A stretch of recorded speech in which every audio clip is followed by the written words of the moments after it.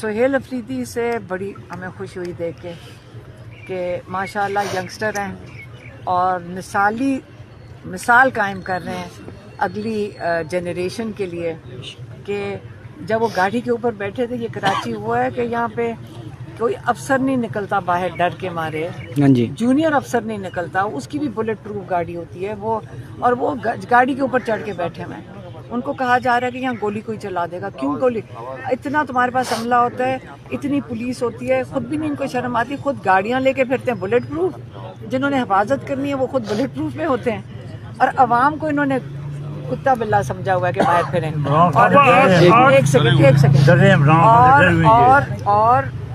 اور سہیل افریدی اللہ اس کو ہمت دے, جس طرح جب وہ گاڑی کے باہر نکل کے بیٹھے تھے کراچی میں, یقین کریں آپ کسی سے پوچھ لیں, گاڑی سے باہر کوئی نہیں نکلتا.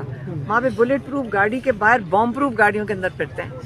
تو اللہ میں انہوں نے یقین رکھا, انہوں نے اللہ کو سپر پاور مانا اور اللہ نے ان کی حفاظت. اچھا یہ بتائیے 8 فروری کے حوالے سے بتا دیں, 8 فروری کو کیا